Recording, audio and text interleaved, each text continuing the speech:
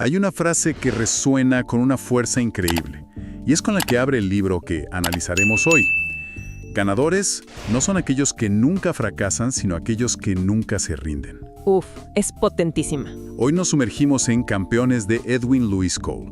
Es una obra que se presenta, no como un simple manual de autoayuda, sino más bien como un marco para transformar las crisis en victorias. Exacto. Nuestra misión es desglosar sus ideas, para entender cómo sobrevivir a la adversidad, y no solo eso, sino cómo usarla de catalizador para el crecimiento. Todo anclado en lo que el autor llama principios de fe, carácter y responsabilidad. Y es clave entender esto desde el inicio, que no va de simple pensamiento positivo, de sonreír frente al desastre. No, para nada. Lo que el libro propone es un cambio de paradigma. Nos invita a dejar de ver la crisis como un final catastrófico y empezar a verla como lo que es, una transición, una etapa normal e incluso, inevitable en el flujo de la vida. De acuerdo, vamos a desglosar eso porque la idea de que una crisis es natural suena bien en teoría, pero en la práctica... En la práctica es otra cosa. Claro, cuando uno está en medio del huracán, se siente como una catástrofe total, como una anomalía.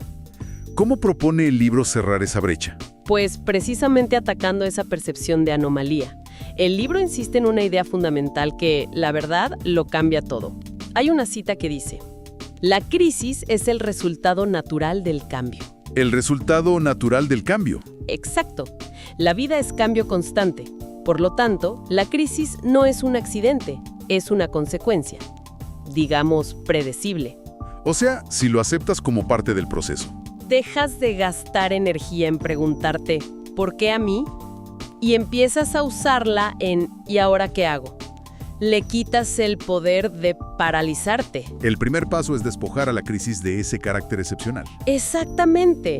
Y a partir de ahí, el libro traza una distinción que califica de sutil, pero eternamente significativa. Confronta esa filosofía del mundo que básicamente dice, hágase cargo de su destino. Que es lo que escuchamos por todos lados. Por todos lados. Y el problema con eso, argumenta el autor, es que te pone una doble carga.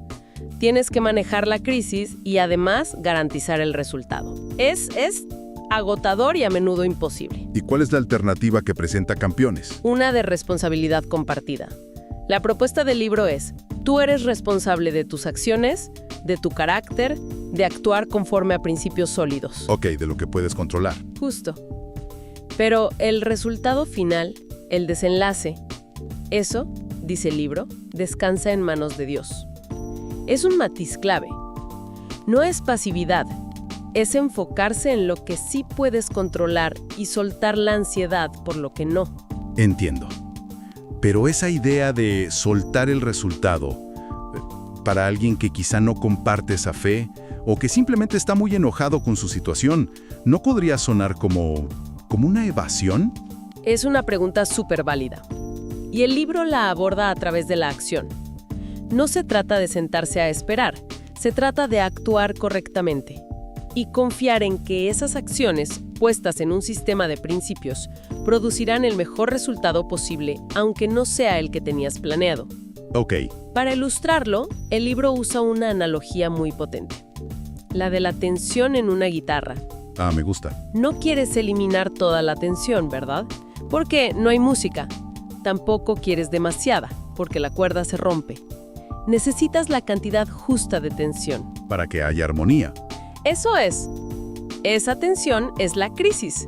El libro sugiere que un grado de presión es necesario para afinar un negocio, una familia o una persona. Entiendo la idea de manejar la crisis como un proceso, pero ¿qué pasa con la duda interna? Me parece que en los momentos más oscuros la pregunta no es tanto si una fuerza superior puede ayudar, sino si querrá. Exacto, si querrá ayudarte a ti específicamente. La duda se vuelve muy personal. Totalmente. Y es justo ahí donde el libro introduce su concepto más importante como ancla, la fidelidad. El autor argumenta que nuestro error es pensar en la fidelidad de Dios como un estado de ánimo, como si Él decidiera sentirse fiel hoy y mañana, pues quién sabe. Como si dependiera de su humor. Justo. El libro lo plantea de una forma mucho más radical. Hay una cita que lo resume todo. Dice, Dios no actúa o se siente fiel. Él simplemente es fiel. sea, no es una acción, es una característica esencial. Como decir que el agua es húmeda. Precisamente, se presenta como la única constante en medio del caos de una crisis. Todo lo demás puede cambiar. Tu trabajo, tu salud, tus relaciones. Pero ese pilar, según el libro, es inamovible. Y esto se conecta con otra idea. Sí, se conecta directamente con otra de sus ideas más potentes, que es que el carácter sustenta al talento. Ah, esa es buenísima. Es que puedes tener toda la habilidad del mundo, ser un genio en tu campo, pero si no hay un carácter sólido debajo, la primera crisis seria lo derrumba todo. La fidelidad, tanto la que se espera de uno como la que se atribuye a Dios, es la piedra angular de ese carácter. Y según el libro, a la larga, siempre pesa más que el talento por sí solo. Un momento, hablemos de cómo se ve esto en la práctica. El libro usa algunas historias bíblicas, pero las analiza de una forma que parecen casos de estudio psicológico. Fíjate que sí. Y hay uno que es fascinante, el del profeta Elías. A ver, ¿me estás diciendo que el mismo hombre que acaba de ganar una batalla épica contra 450 profetas, invocando fuego del cielo, Una victoria masiva, aterrorizado por la amenaza de una sola persona? Psicológicamente, eso es un quiebre total. ¿Cómo lo explica el libro? lo explica como un ejemplo perfecto del agotamiento post-victoria y de la vulnerabilidad humana, incluso en las personas de mayor fe. Y lo que me parece brillante no es solo que Elías se deprimiera, sino que el libro usa su experiencia para identificar un patrón universal, casi un manual de cómo se siente la adversidad. El libro lo llama las 5 tentaciones de la crisis. ¿Cuáles son esas 5 tentaciones? Son 5 etapas que yo creo que cualquiera podría reconocer. Primero, la depresión, ese querer simplemente desaparecer. Ok. Segundo, la desesperación, sentir que no hay salida, que estás atrapado. Tercero, la resignación, o sea, aceptar la derrota como tu destino. Rendirse. Exacto. Cuarto, el sentimiento de fracaso, creer que todo tu valor se ha ido. Y quinto, el complejo de inferioridad, pensar que no eres lo suficientemente bueno. Elías, el gran profeta, pasa por todas ellas. Es increíblemente humano. Y la respuesta que recibe según el relato tampoco es la que uno esperaría. No es un «anímate, tú puedes». Para nada. Y aquí está una de las lecciones centrales del libro. La respuesta de Dios, según se narra, es increíblemente práctica y gentil. Primero, un ángel simplemente le da comida y agua y lo deja dormir. Atiende su agotamiento físico. Lo básico. Y luego, cuando Dios le habla, no lo hace en un terremoto ni en un fuego, sino en un susurro suave. El libro extrae de aquí un principio clave. Las emociones siguen a las acciones. A ver, explícame eso. Elías no sintió ganas de levantarse. Obedeció la instrucción de comer, descansar y caminar. Y fue esa acción, esa obediencia, a pesar de sus sentimientos, lo que inició su recuperación. Primero actuó. Y luego sus emociones empezaron a alinearse. Es un concepto poderoso. Muy poderoso. Y parece que este patrón, donde una mala decisión basada en el miedo lleva al desastre, se repite en otra figura clave que analiza el libro, el rey David. Exacto. El caso de David en la ciudad de Ziklag es el ejemplo perfecto de lo que el libro llama una decisión degenerativa. Sí. David, por temor, decide buscar refugio en territorio enemigo. Una decisión que en apariencia es lógica, pero que está basada en el miedo y no en la fe. El resultado es un desastre absoluto. ¿Qué pasa? Mientras él está fuera, atacan su ciudad, la queman y secuestran a todas las familias, incluidas las suyas. Y se encuentra con que sus propios hombres, sus compañeros de armas, lo quieren apedrear. O sea, está en el punto más bajo posible. El punto más bajo. Pero es su reacción lo que el libro destaca como el modelo a seguir. David no culpa a sus enemigos, no culpa a sus hombres, no se victimiza. El texto dice que, en medio de esa angustia, se animó y fortaleció en el Señor su Dios. Asume su responsabilidad. Asume su responsabilidad, se arrepiente de su decisión basada en el miedo y cambia el rumbo.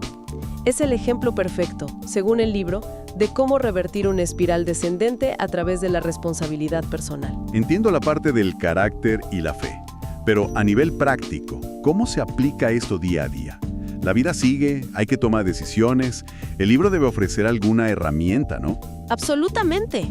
Y aquí es donde introduce un marco muy práctico.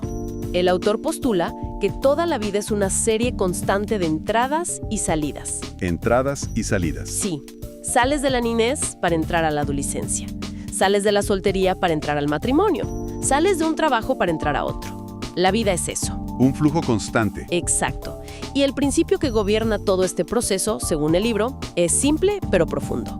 Cómo sales determina cómo entras. A ver, explica eso un poco más. Suena casi como una ley de la física emocional. Es que funciona así. El libro argumenta que llevamos las semillas de nuestra salida a la siguiente etapa. Si sales de un trabajo con amargura, con resentimiento, con chismes, esas son las semillas que siembras en tu nuevo puesto. Y aunque el jardín sea nuevo, las semillas son las mismas. Exacto. Y esas semillas van a germinar. Es algo que vemos todo el tiempo, ¿no? Alguien cambia de trabajo para huir de un mal jefe. Y 6 meses después, su nuevo jefe es, curiosamente, igual de malo. No escapó del problema, se lo llevó consigo. Porque la raíz del problema estaba en su actitud al salir. Claro. Y el libro añade otra capa a esto, que es la perspectiva de Dios sobre estas transiciones. Su patrón, se nos dice, no es primariamente una huida de algo malo, Sino un movimiento hacia algo mejor. Justo eso. El ejemplo clásico que usa es el de Israel. Dios no solo los sacó de la esclavitud en Egipto, ese era el primer paso. El objetivo final era llevarlos hacia la tierra prometida. ¿Y la crisis? Entonces. La crisis, ese periodo en el desierto, es la transición necesaria entre esos dos puntos. No es el destino, es el puente. Esta idea del desierto como un puente es una metáfora muy poderosa. Pero para no perderse en ese desierto, hay una especie de mapa, pasos concretos que el libro sugiera. Sí, de hecho el libro ofrece una guía muy concreta de 10 pasos. No podemos cubrirlos todos, pero hay 3 que son especialmente reveladores por su enfoque práctico. A ver, El primero es el paso 2, perdonar. que es algo que se escucha mucho, pero ¿cuál es el ángulo específico que le da el libro? Lo posiciona no solo como un acto moral o espiritual, sino como un mecanismo puramente funcional. Funcional. Sí. La frase que usa el libro es: el perdón abre, la falta de perdón cierra. Es literal. Mantener el resentimiento hacia un ex jefe o un ex socio es como intentar mudarse a una casa nueva, pero manteniendo la puerta de la antigua cerrada con llave desde adentro. Te mantiene atado al pasado. Exacto. Impide que entres por completo en tu nuevo presente. El perdón es la llave que te libera para cruzar ese umbral. Entendido. ¿Cuál sería otro paso clave de esos 10? El paso 6. No limitar a Dios. Y para explicar esto, el libro cuenta una historia fantástica. Es sobre un hombre que fue despedido de una acería en Pittsburgh después de 22 años de servicio. Para él, era el fin del mundo. Su identidad, su rutina, su futuro, todo estaba ligado a ese trabajo. Claro, un golpe durísimo. Durísimo. Pero, forzado a salir de su zona de confort, empezó a hacer pequeños trabajos, como quitar la nieve de las aceras de sus vecinos en invierno. Un cambio drástico. Totalmente. Pero ese pequeño acto lo llevó a descubrir una creatividad y un espíritu emprendedor que jamás supo que tenía. Con el tiempo, fundó su propio negocio de paisajismo y mantenimiento y terminó ganando mucho más dinero y teniendo más libertad que nunca. Increíble. O sea que la crisis... La crisis, que parecía el final, en realidad rompió su visión de túnel. Lo obligó a ver posibilidades que su rutina de 22 años le había impedido siquiera imaginar. Es una gran historia. Y mencionaste un tercer paso. Sí, y tiene un matiz muy interesante. Es el paso 9, comunicarse. ¿Comunicarse cómo? El consejo es muy específico. Aconseja comunicar todo a Dios en privado, sin filtros, con toda la queja, toda la frustración, pero a las demás personas solo comunicar aquello que edifica. Interesante distinción. El libro da un ejemplo muy práctico. No tiene sentido cargar a los hijos pequeños con las ansiedades financieras de los adultos si ellos no tienen la capacidad de ayudar a resolverlas. Claro, solo les genera angustia. Exacto. El conocimiento sin poder de acción solo genera ansiedad. Comunicar todo a todos sin discernimiento puede ser una forma de esparcir el pánico en lugar de buscar soluciones. Es un llamado a la sabiduría en la comunicación. Entonces, si tuviéramos que destilar la idea central, el libro Campeones es esencialmente un mapa para navegar la adversidad. Nos enseña a reinterpretar la crisis, a no verla como un callejón sin salida, sino como un proceso de transición, un desierto que hay que cruzar para llegar a un lugar mejor. Exacto. Y la clave, volviendo a esa frase inicial, no es la ausencia de fracaso, sino la perseverancia. Esa decisión consciente de nunca rendirse. Exactamente. Es un manual para la resiliencia basado en principios. Y para dejar una reflexión final, me gustaría tomar una idea del último capítulo del libro. Adelante. Afirma que las palabras tienen un poder creativo real. Citando el proverbio, la muerte y la vida están en poder de la lengua. La propuesta del autor va más allá de solo tener una mentalidad positiva. Sugiere que debemos usar intencionadamente nuestras palabras para construir activamente una nueva realidad. Es una idea muy potente. Así que el pensamiento provocador para quien nos escucha es este. ¿Qué cambiaría si, durante una sola semana, una persona tomara de forma literal la idea de que cada palabra que pronuncia hoy está construyendo, ladrillo a ladrillo, el mundo en el que se despertará mañana?